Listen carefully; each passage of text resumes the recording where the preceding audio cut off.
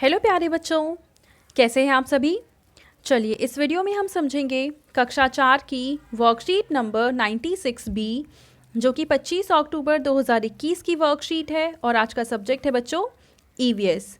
सबसे पहले आप यहाँ अपना नाम लिखेंगे और यहाँ आप अपनी टीचर का नाम लिखेंगे। ठीक है बच्चों, चलिए इस वर्कशीट को अब स्टार्ट करते हैं। नमस्ते प्यारे बच्चों, हम आशा करते हैं कि आप सभी स्वस्थ एवं सुरक्षित होंगे। बच्चों, क्या साल के सभी दिनों में आप सभी को एक जैसा ही तापमान महसूस होता है? क्या साल के सभी दिनों में आप एक जैसे ही कपड़े पहनते हैं? नहीं ना, क्योंकि साल के दिनों का तापमान ऋतुओं पर निर्भर करता है। यानी तापमान का मतलब होता है अगर देखो तापमान ज़्यादा होगा तो गर्मी ज़्यादा होगी, तापमान कम होगा तो सर्दी का मौसम होगा। ठीक है, और विभिन्न ऋतुओं के अनुसार ही हम विभिन्न प्रकार के वस्त्र भी पहनते हैं।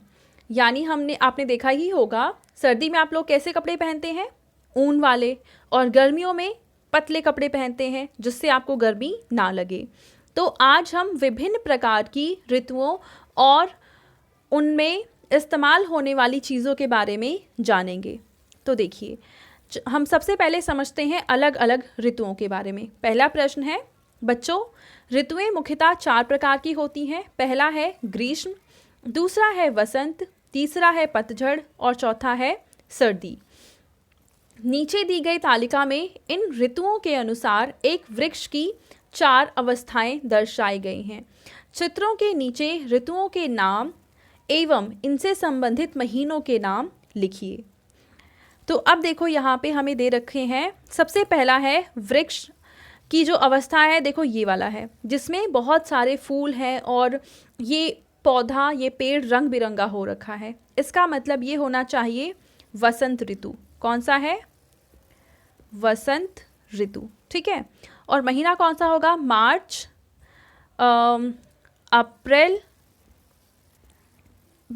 अप्रैल और मई। ठीक है, उसके बाद है ये वाला जो पेड़ आपको दिख रहा है, इसमें फल आ रखे हैं, ये होता है ग्रीष्म ऋतु में। कब होता है? ग्रीष्म ऋतु में। और ग्रीष्म ऋतु के महीने कौन कौन से होते हैं, क्या आप बता सकते हैं? इसके लिए 3 महीने होते हैं, जून, उसके बाद है जुलाई और उसके बाद है अगस्त। ठीक है, ये 3 महीने होती है ग्रीष्म ऋतु। ठीक है बच्चों, उसके बाद जो आपको तीसरा चित्र दिख रहा है, इसमें आपको दिखेगा कि ये पेड़ थोड़ा पीला सा है क्योंकि इसके सारे जो पत्ते हैं वो गिरने शुरू हो गए हैं। तो इसको हम बोलते हैं पतझड़ या ऑटम। तो आप यहाँ पे लिख देंगे पतझड़। और ये महीना होता है सितंबर, उसके बाद अक्टूबर और उसके बाद नवंबर। ठीक है, नवंबर। ठीक है, और इसके बाद आपको ये वाला जो दिख रहा है, यहाँ पे है सर्दी का मौसम, यानी कि शरद ऋतु भी इसको बोलते हैं, और इसका महीना होता है दिसंबर, उसके बाद जनवरी और उसके बाद है बेटा फरवरी। तो हम देखेंगे ये 4 प्रकार की ऋतुएं हैं, वसंत ऋतु, ग्रीष्म ऋतु, पतझड़ ऋतु और सर्दी की ऋतु। और ये सभी 3-3 महीने रहती हैं। पहले है मार्च, अप्रैल, मई, 3 महीने। ग्रीष्म ऋतु होती है जून, जुलाई, अगस्त, ये भी 3 महीने हैं। पतझड़ है सितंबर, अक्टूबर, नवंबर, ये भी 3 महीने हैं। और सर्दी की ऋतु है दिसंबर, जनवरी, फरवरी, और ये भी 3 महीने ही है। तो इस तरीके से पहला प्रश्न हल हो गया। चलिए दूसरा प्रश्न देखते हैं। अब नीचे आपको विभिन्न ऋतुओं में इस्तेमाल होने वाली चीज़ें दी गई हैं। देखो ये हैं चीज़ें और आपको बताना है संकेत बॉक्स की सहायता से इन्हें पहचान कर इनका नाम और जिस ऋतु में ये चीज़ें काम आती हैं उस ऋतु का नाम अपनी कॉपी में लिखिए। सबसे पहले देखो ये क्या है? ये है रेन कोट। आप इसका नाम क्या लिखेंगे? Raincoat. और दूसरा क्या है जो आपको ये दिख रहा है? ये है स्कार्फ। यहाँ पे लिखा हुआ है, ये है स्कार्फ। उसके बाद तीसरा आपको नज़र आ रहा है ये वाली चीज़, ये क्या है? ये है सूती टी शर्ट, यानी इसका नाम आप यहाँ पे लिखेंगे। उसके बाद ये है स्वेटर, ये देखो ये लिखा हुआ है स्वेटर। आप इन सब के नाम इसके साथ लिखेंगे, ठीक है। उसके बाद ये वाला है कि एक टोकरी है जिसमें पत्ते रखे हुए हैं, तो सूखे पत्तों की टोकरी।